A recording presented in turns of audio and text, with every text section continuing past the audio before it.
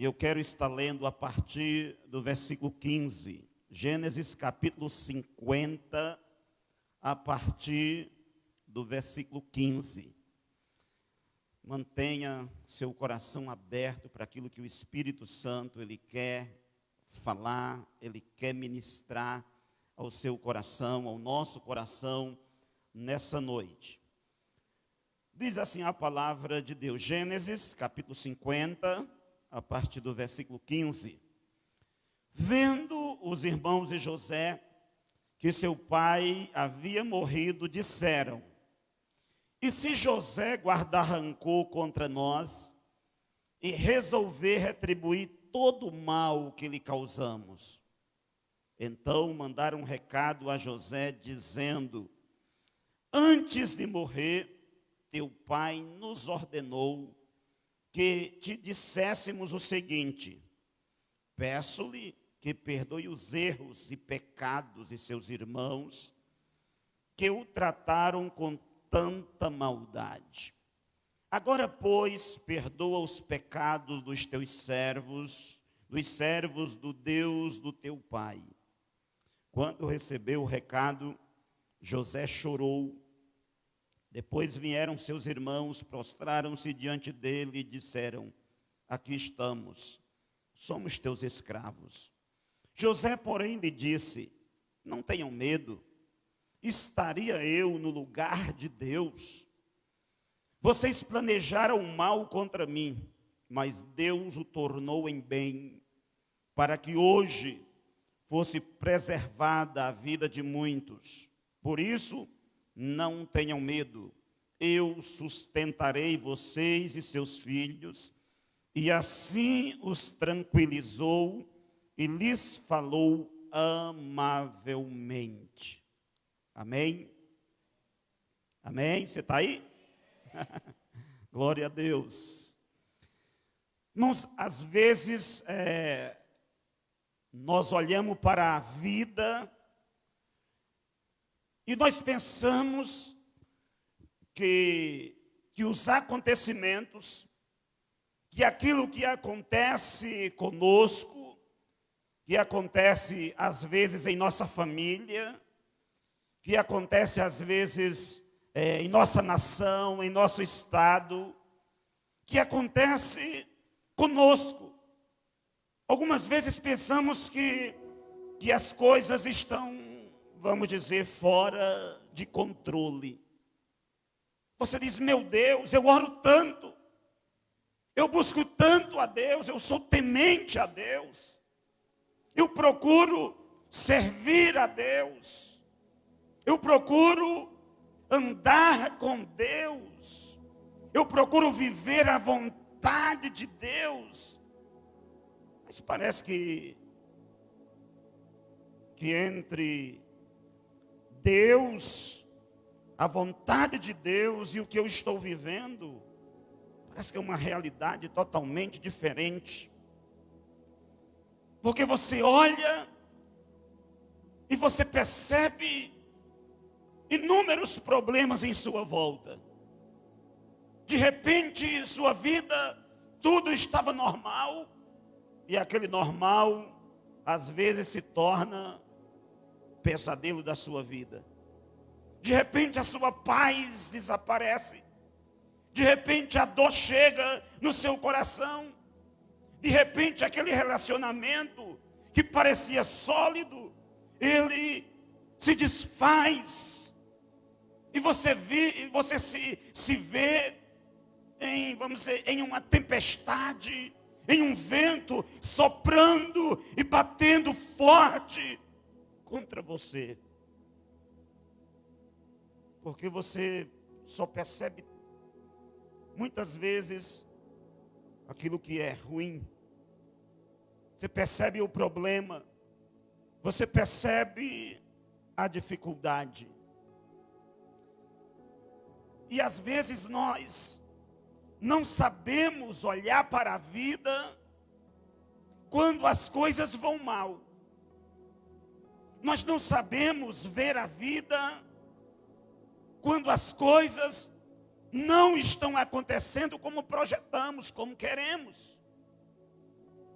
E muitas pessoas nesse processo, elas se tornam pessoas amargas, elas se tornam pessoas frustradas, elas se tornam pessoas decepcionadas com tudo e com todos, e até mesmo com Deus, porque as coisas não aconteceu como ela queria. Essa noite mesmo eu recebi uma mensagem de uma pessoa, que ela dizia: pastor, eu não creio mais em Deus. Eu não quero saber mais de Deus. Porque quando eu comecei a procurar a Deus, minha vida piorou. Minha vida começou tudo a dar errado. E portanto eu não quero saber mais de igreja. Não quero mais saber das coisas de Deus. Eu nem sei se Deus existe. É interessante que o mesmo sol que ele derrete a cera, é o mesmo sol que endurece o barro. O mesmo problema que leva uma pessoa a se derramar, a se quebrantar, a se voltar para Deus. Os mesmos problemas levam outros a se endurecerem diante de Deus. A deixar que a incredulidade, que a dúvida, que a incerteza venha entrar na sua alma e no seu coração. Capítulo 50 do livro de Gênesis, ele é um momento, vamos dizer, singular, marcante, na história dos filhos de Jacó. Porque nesse capítulo, nesses versículos principalmente que lemos, nós encontramos aqui a visão, a percepção que um homem tem da vida. A percepção que José, ele tem da vida. Como foi que José, ele olhou para a vida? Como foi que esse homem, que desde o capítulo 37, você já percebe, passou pelos momentos mais terríveis, por reveses em sua vida. Ele saía do pináculo do sucesso para o calabouço da derrota, do fracasso e da vergonha. Esse homem que estava lá no topo e de repente estava sendo acusado, de repente estava em uma masmorra. Como é que esse homem, ele interpreta a vida? Como é que José, ele olha para a vida? Mas quando eu olho para esse texto bíblico, eu percebo que o olhar que José tem para a vida é o olhar da providência e da soberania de Deus. Quando eu falo da soberania de Deus, eu estou dizendo que Deus, Ele tem o direito, que Deus, Ele tem o poder de fazer tudo o que Ele decidir que vai fazer. Deus tem o poder e Deus tem o direito de fazer tudo aquilo que Ele intentar fazer, tudo aquilo que Ele quiser fazer. Era isso que estava na mente de Jó e na mente de José. Quando você lê Jó capítulo 42, versículo 2, lá Jó vai dizer: bem sei que tudo podes, e que nenhum dos teus planos, nenhum dos teus projetos podem ser frustrados. Então nós servimos a um Deus que é soberano. Ele tem o direito, Ele tem o poder de fazer aquilo que Ele decidiu, aquilo que Ele estabeleceu fazer. E ninguém pode deter, ninguém pode impedir o plano de Deus. Isso é a soberania de Deus. Deus faz aquilo que Ele quer fazer, da maneira que Ele quer fazer, do jeito que Ele quer fazer, quando Ele quiser fazer. Isso é a soberania. Mas esse texto não apresenta somente a soberania de Deus. Ele apresenta a providência de Deus. E alguns dizem que a providência de Deus é a soberania sábia e intencional de Deus.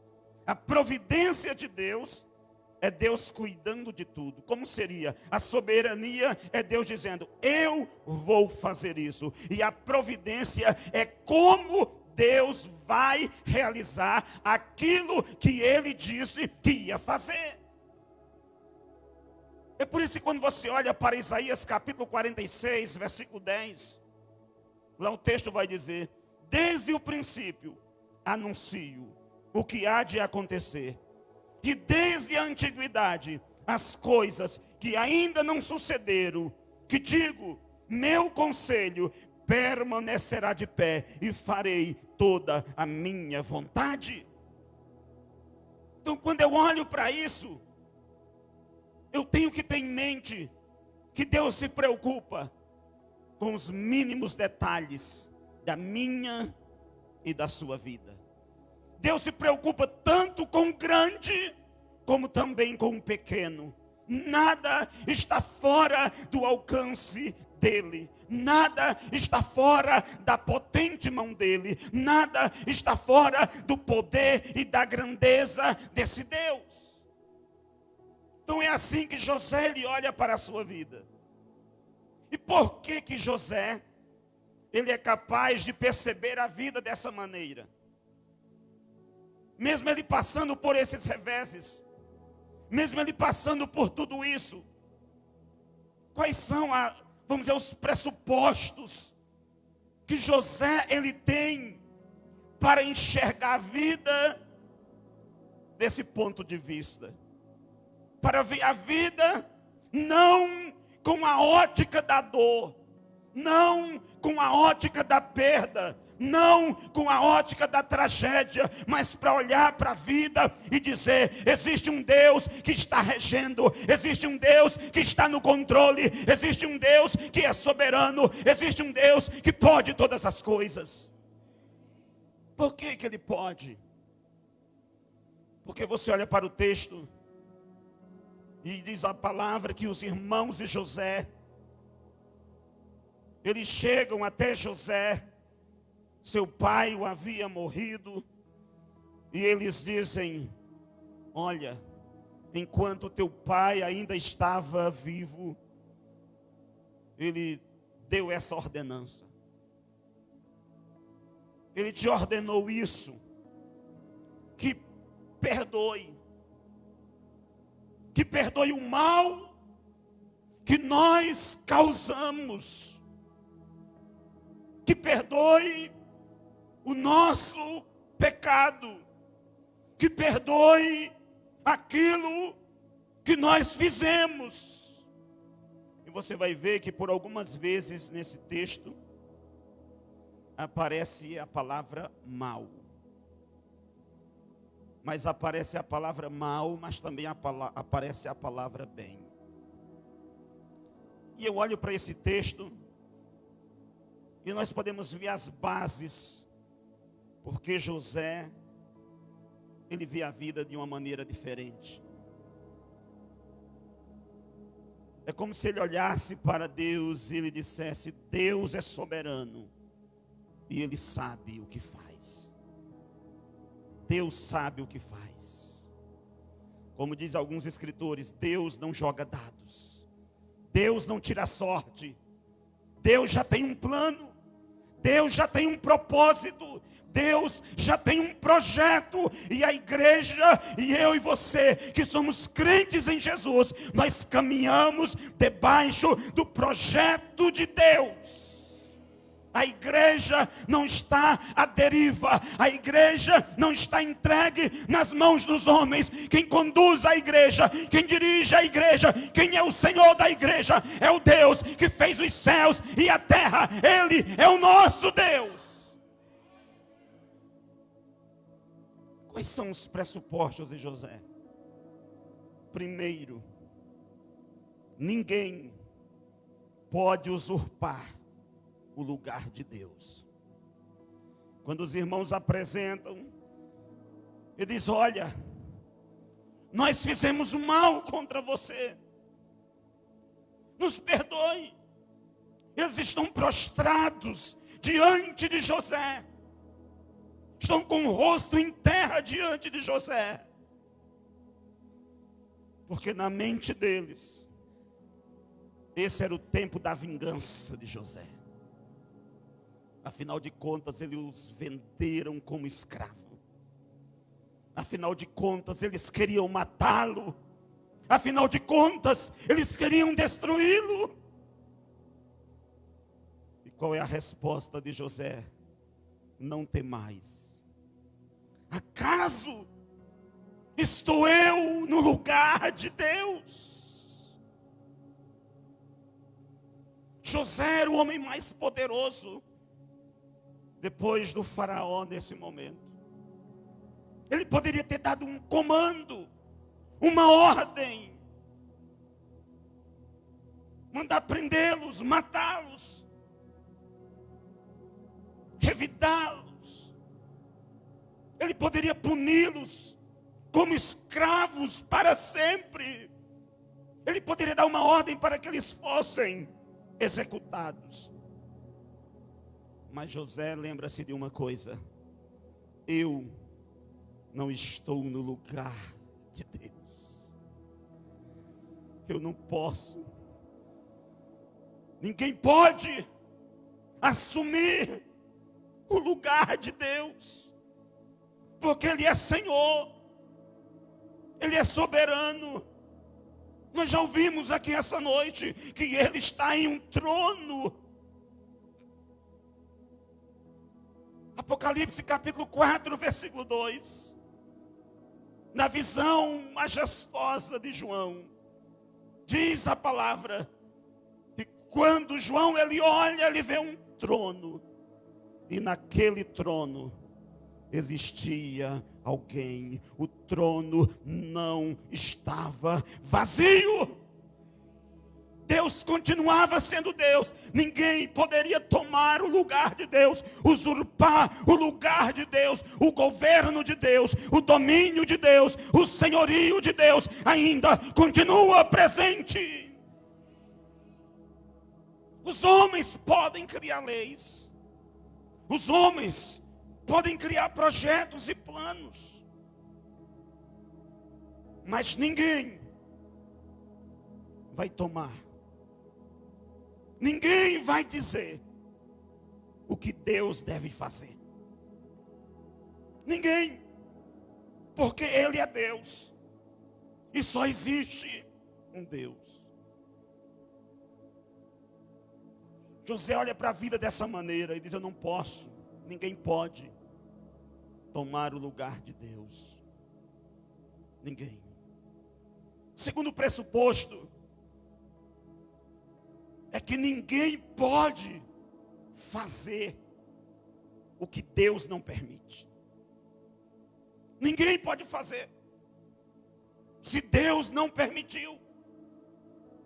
Veja como o que José diz: olha, vocês intentaram, vocês projetaram, vocês maquinaram o mal. É isso que ele está dizendo: olha, o coração de vocês, dentro do coração de vocês, vocês arquitetaram me destruir, arquitetaram me matar. O plano de vocês era para o mal. O intento do coração de vocês era para isso. Mas somente intentos, somente projetos não é suficiente. Porque José vai dizer: vocês intentaram mal contra mim, mas Deus transformou o mal em bem. Vocês queriam mal para mim, O que estava na mente de vocês, o que estava no pensamento de vocês era isso. Mas o que estava na mente de Deus, o que estava no pensamento de Deus, o que estava no coração de Deus era o bem. E Deus transformou o mal em bem. Irmãos, é assim que eu e você devemos olhar para a vida. É assim que nós devemos olhar para a vida. Não importa o que as pessoas possam intentar contra eu, contra você, contra a igreja, contra a nossa nação, não importa os planos, não importa os projetos, não importa por mais macabro e terrível que seja, existe um Deus que Ele pode todas as coisas e que Ele é capaz de mudar o mal em bem. Irmãos, eu creio nisso. Eu creio nessa verdade.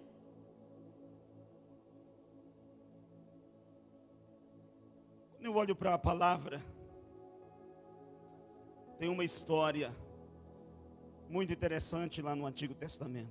Números capítulo 28. Diz a Bíblia que, vamos dizer, um macumbeiro, um bruxo, um feiticeiro, ele é convidado por um rei para amaldiçoar o povo de Deus, para lançar uma praga sobre o povo de Deus, para lançar palavras de destruição sobre o povo de Deus, para fazer declarações de maldição sobre o povo de Deus.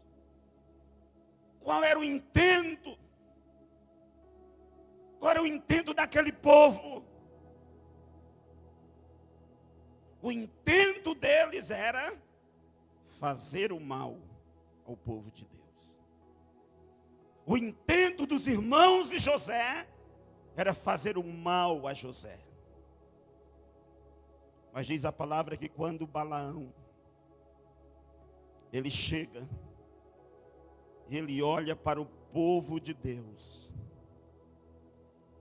sabe o que ele vai dizer? Como eu posso amaldiçoar a quem Deus não amaldiçoou? Como posso denunciar a quem Deus não denunciou? Eis que para abençoar, eu recebi uma ordem. Ele abençoou e não posso revogar contra Jacó, contra Israel. Não vale encantamento. Mas não importa as ordens humanas, não importa os decretos humanos, não importa quem é prefeito, não importa quem é governador, não importa quem é presidente, se Deus já determinou que vai abençoar o Brasil, Deus vai abençoar o Brasil. Se você crê, aplauda.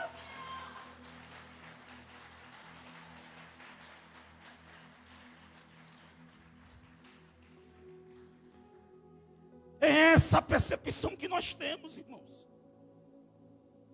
É essa a visão que nós devemos ter. São esses os nossos pressupostos.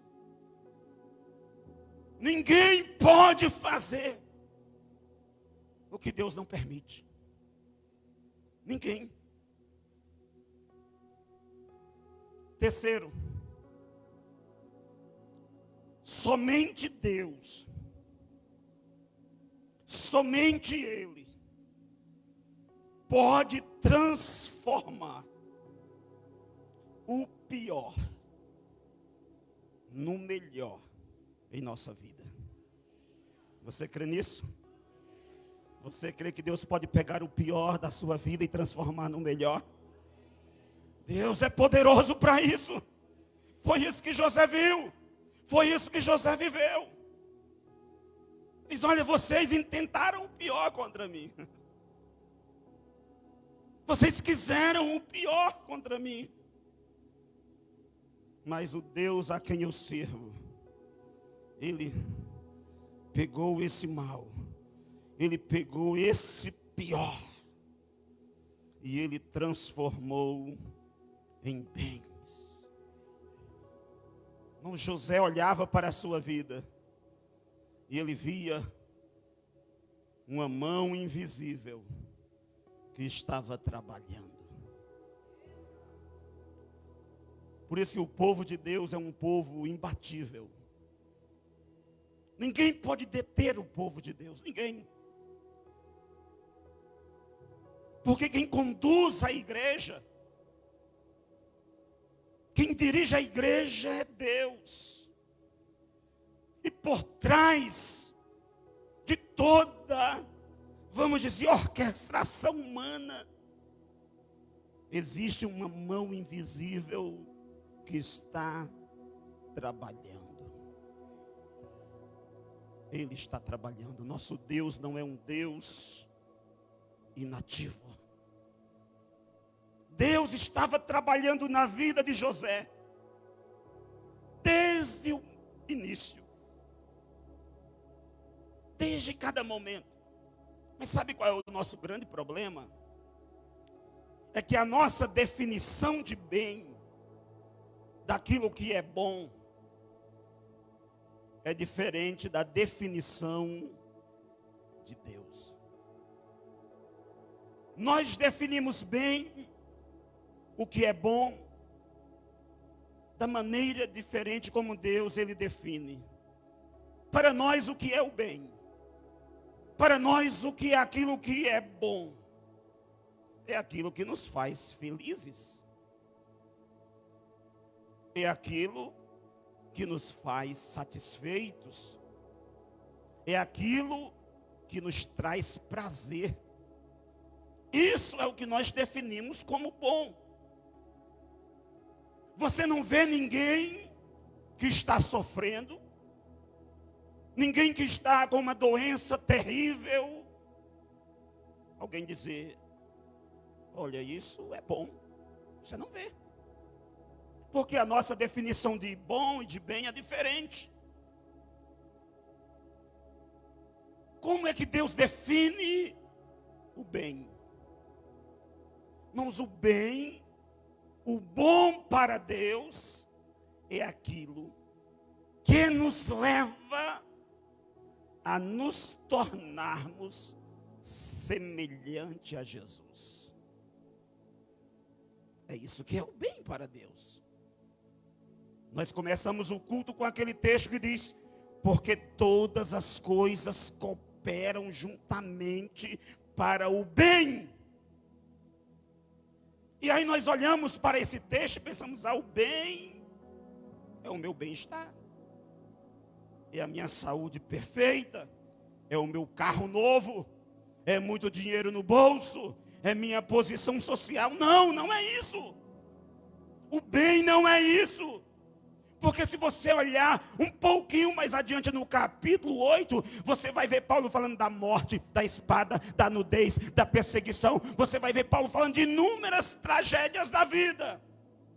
Só que antes ele diz que aqueles que amam a Deus, tudo coopera para o bem. Aí ele vai dizer: até que sejamos semelhantes ao Filho de Deus. É esse o propósito de Deus. Então, se o que está acontecendo com você, com a igreja, conosco, não importa o que seja, não importa a realidade que seja, se é para nos tornar parecidos com Jesus, se é para nos tornar mais santos, se é para tornar uma igreja santa, uma igreja viva, uma igreja parecida com Jesus, não importa o que esteja acontecendo, é bem. É o bem. E Deus, Ele está, irmãos, trabalhando para que o propósito dele, o bem que ele quer, se concretize.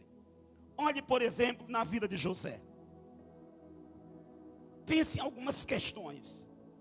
Como Deus, ele programa todas as coisas. No momento certo, os irmãos de José o jogaram em uma cisterna. No momento certo, os midianitas apareceram e o compraram. No momento certo, ele é vendido para Potifar. No momento certo, ele é acusado pela esposa de Potifar falsamente. No momento certo, ele encontrou um padeiro e um copeiro. No momento certo, aquele copeiro lembrou-se de José. No momento certo, Faraó chamou José. No momento certo, ele foi promovido a primeiro-ministro do Egito. No momento certo, Deus enviou Jacó e seus filhos para o Egito.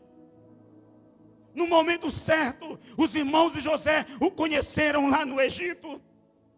No momento certo, a família de Jacó muda-se para o Egito. No momento certo, Deus prosperou aquela nação. Sabe por quê? Porque quem estava por trás de todas aquelas coisas era Deus. Se alguém olhasse para a vida de José, só via o mal, só via tragédia. Meu Deus, esse rapaz, como diz algumas pessoas, esse rapaz não tem sorte na vida, coitadinho dele. Os irmãos venderam como escravo na casa de Potifar, quando ele pensa que as coisas vão bem, que tudo vai dar certo. Um emprego top que todo mundo quer, que todo mundo sonha, deseja, ele é acusado falsamente. Vai para uma masmorra. Talvez, se fosse alguns de nós, estivéssemos perguntando: onde é que está Deus nisso tudo? Porque às vezes muitas pessoas perguntam: aonde está Deus no meio da minha dor? Aonde está Deus que eu oro e Ele não responde? Aonde está Deus? Porque eu estou passando por essa crise do meu casamento. Eu estou passando por essa crise na minha vida familiar. Eu estou passando por esse problema. Onde está Deus? Deus continua no mesmo lugar. Deus continua sendo Deus. Deus continua sendo soberano. Deus continua sabendo o que Ele vai fazer, como Ele vai fazer e da maneira que Ele vai fazer. O nosso problema é que nós queremos o trono. Nós queremos o trono. Não queremos o processo. Nós vivemos em uma época onde o evangelho que se foi pregado é um evangelho que nos ensina a prosperar, que nos ensina a ser abençoados, que nos dá a receita pronta para a bênção, que nos diz como ser felizes, mas nós não somos ensinados a como sofrer. Nós não somos. Pelo contrário, nós nem lemos na Bíblia os versículos que falam de sofrimento. Veja que nas caixinhas de promessa não tem versículo que fala de dor. Não tem versículo que fala de provação. Só tem coisa boa. Por quê? Nós nos acostumamos com isso. E aí nós temos aquela percepção de que o crente não sofre, que o crente não tem problema, que o crente não fica doente, que o crente não perde o emprego, que Deus, às vezes até parece que é o nosso servo, que nós estamos aqui dando ordens, achando que nós sabemos mais do que Deus, dizendo: Deus, se o Senhor fizer desse jeito, vai dar certo. Senhor, se for dessa maneira, vai acontecer. Se for assim, e nós temos o script nosso. E eu quero dizer para você essa noite: Deus não atua dentro do meu e do seu script. Deus atua dentro do plano, do projeto e do querer dele. Ele faz como ele quer. Se ele quiser você na masmorra, vai ser na masmorra. Se ele quiser você no trono, vai ser no trono. Foi o que aconteceu com José. E José ele entende isso. José tem essa percepção. Ele sabe que Deus, somente o nosso Deus, Ele pode transformar o pior, aquilo de mais trágico que acontece em nossa vida, em algo bom. E por que Deus pode fazer isso? Porque Deus, quando você olha para a palavra, Ele é santo. A Bíblia diz que em Deus não há treva nenhuma. Pode ter certeza, Deus não comete injustiça. Deus não comete injustiça. Deus não faz algo errado. Deus não erra. Deus nunca vai errar. Nós erramos, nós somos limitados, nós somos humanos, a nossa percepção é pequena, é insignificante. Mas Deus sabe o quadro completo, Deus sabe todas as coisas, e Ele é todo poderoso para fazer o que Ele quer, e Ele cumpre a sua palavra. Então, quando nós olhamos para a história de José, para a nossa história, para a história da igreja, nós sabemos que a história está debaixo do controle de Deus. Irmãos, as coisas não são o que aparentam ser. Não há poder neste mundo, não há autoridade neste mundo que não proceda de Deus. A Bíblia diz que toda autoridade é imposta por Deus. A Bíblia diz que Deus abate e Deus levanta. É Deus que coloca no trono e é Deus que tira do trono. Ele é soberano. Por que Ele faz isso? Porque Ele tem um plano. Não é por acaso. As circunstâncias da vida não são acidentais. Seu problema não é acidental. Seu problema não pegou você, não pegou Deus de surpresa. Os problemas nos pegam de surpresa. As mudanças vêm de surpresa. Mas Deus não tem surpresa, porque Ele já tem um script dele. Ele já sabe o que vai fazer comigo, e já sabe o que vai fazer com você. Ele já conhece a sua vida, conhece as suas lutas, as suas pelejas, as suas batalhas. Ele sabe de todas as coisas, e Deus segue o horário dele. Ele sabe o momento. Deus tem o seu tempo, Deus tem o seu caminho, e Ele sabe a forma como Ele trabalha. Porque Ele é soberano. Então, irmãos, quando eu olho para essa história de José, eu encerro essa palavra essa noite, dizendo que essa história, ela é libertadora. A providência de Deus, a soberania de Deus, ela é libertadora. Por quê? Ela nos liberta da amargura. Irmãos, porque se tem um homem na Bíblia que tem o direito de se vingar, de viver amargurado, esse homem é José. Sabe por que nós ficamos amargos na vida? Porque nós duvidamos da bondade de Deus. Nós não vemos a mão invisível de Deus trabalhando. Nós achamos que Deus não está envolvido em nossa dor, em nossa tristeza, em nosso sofrimento, em nossas dificuldades. E aí por nós não percebermos Deus em nossa vida, por não percebermos Deus na história, por não perceber Deus trabalhando, nós queremos tomar as rédeas das coisas. Mas quando você entende que existe uma mão invisível trabalhando, não importa o que aconteça com você, seu coração vai estar livre de qualquer amargura. Isso também nos dá uma perspectiva nova diante das tragédias da vida. Se Deus está comigo nos piores momentos da minha vida, da minha história, se Deus está comigo quando acontece uma crise no casamento, quando eu fico doente, quando eu perco o emprego, quando a economia está difícil, se Deus está comigo, se Deus está presente, eu tenho tudo o que necessito. Tenho tudo o que necessito. Porque o que eu e você mais precisamos é de quê?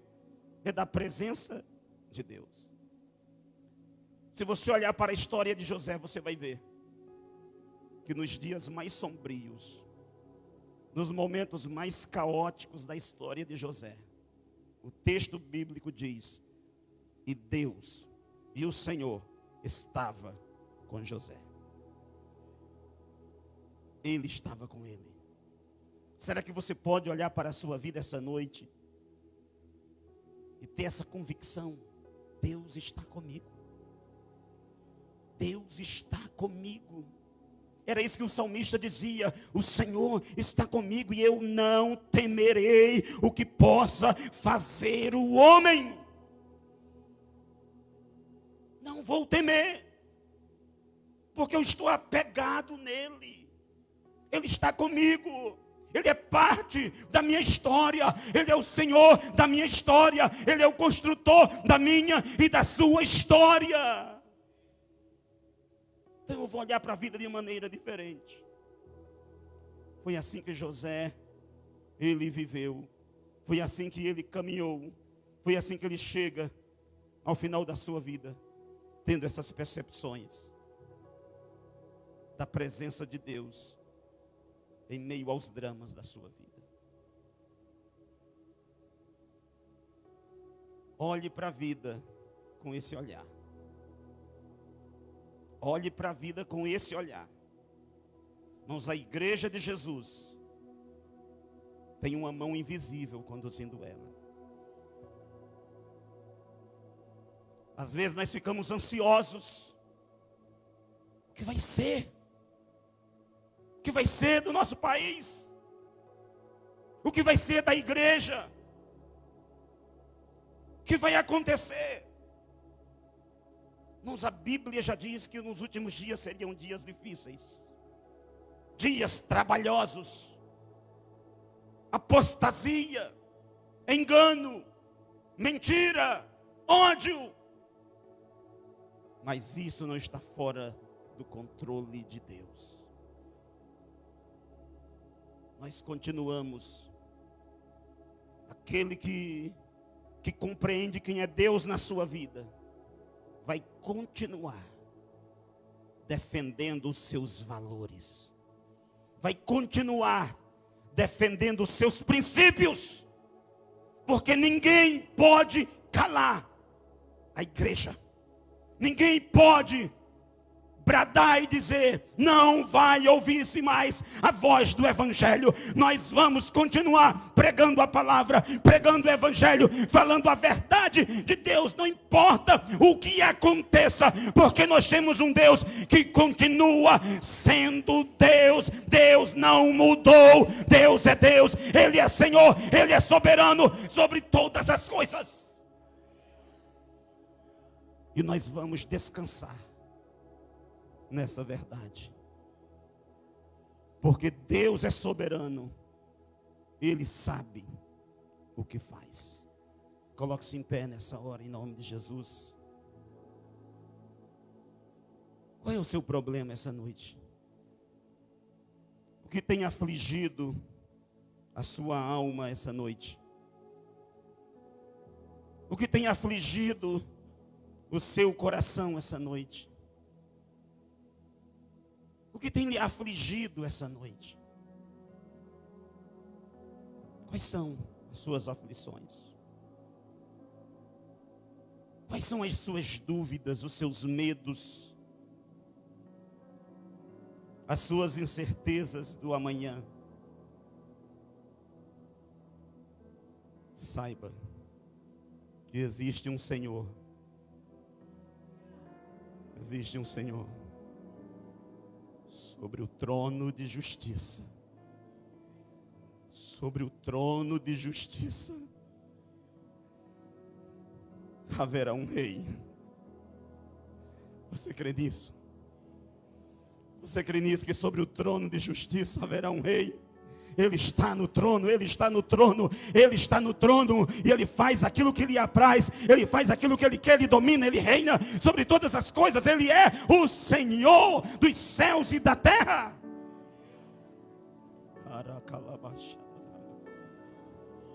Sobre o trono, declare de isso. Justiça, não é hoje nem amanhã, eternamente haverá um rei. Ele voltará para governar as nações em amor. Declare que ruja o leão, Ruja o leão, e que a terra estremeça. É diante da majestade dele. A majestade dele vai brilhar em nossa nação, em nossa pátria. O Rei de justiça, o Rei de justiça que está no trono, ele domina sobre todas as nações da terra. A majestade de Jesus.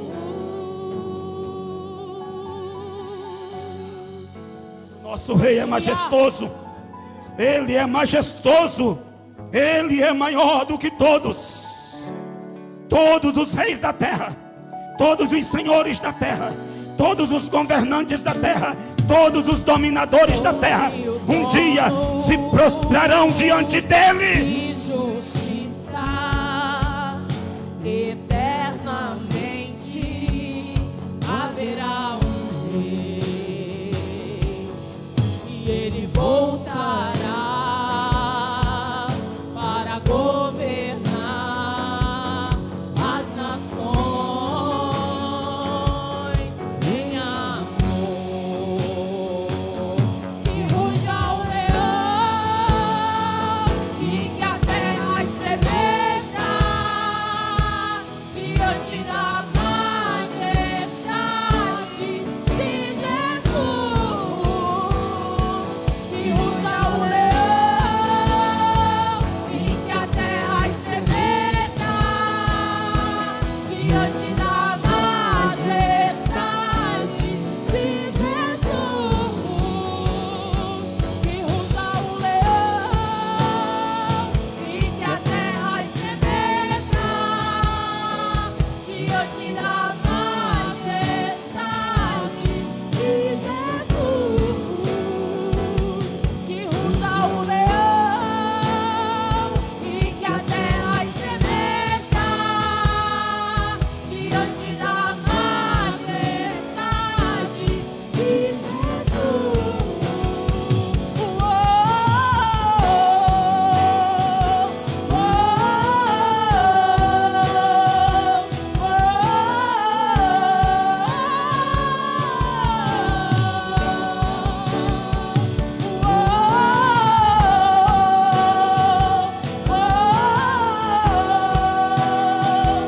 Jesus.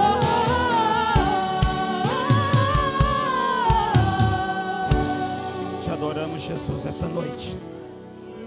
Te exaltamos, Senhor, essa noite. Declaramos, Senhor, que Tu és o Rei. Declaramos que Tu és o Senhor. Tu continuarás sendo Rei, sendo Senhor. O trono de justiça permanecerá o mesmo. O Rei, o descendente de Davi, permanecerá o mesmo.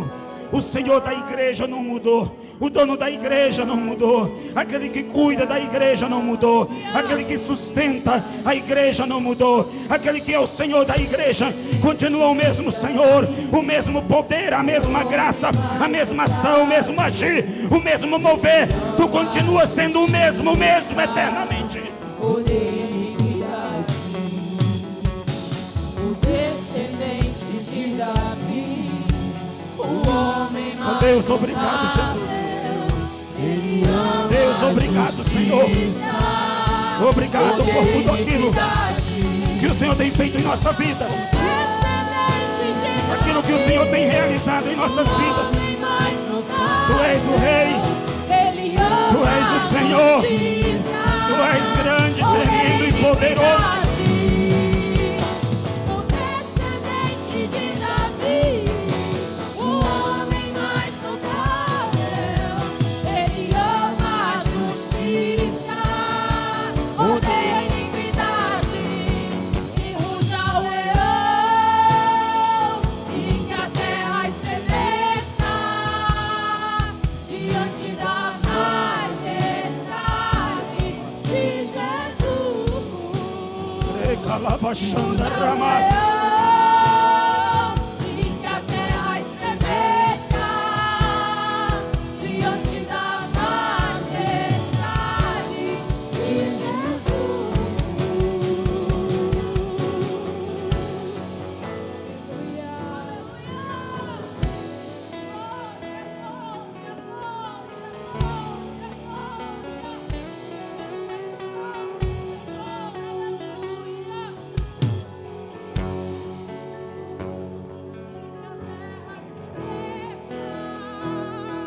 Diante da majestade de Jesus, que ruja o leão e que a terra estremeça diante da majestade de Jesus.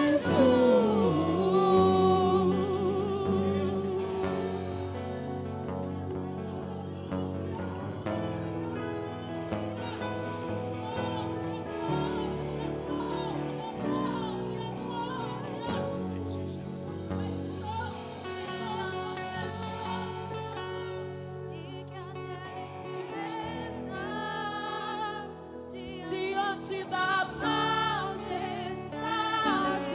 de Jesus, que ruja o leão e que a terra estremeça diante da majestade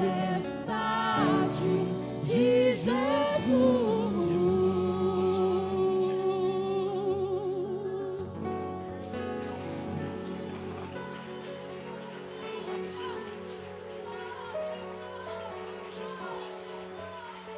Obrigado, Senhor, pela Tua graça.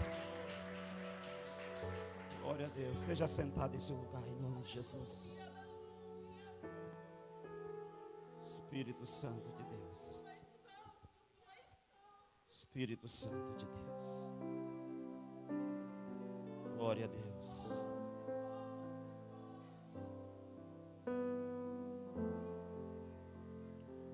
A vontade é de continuar, mas a Bíblia diz que o Espírito está sujeito ao profeta, né?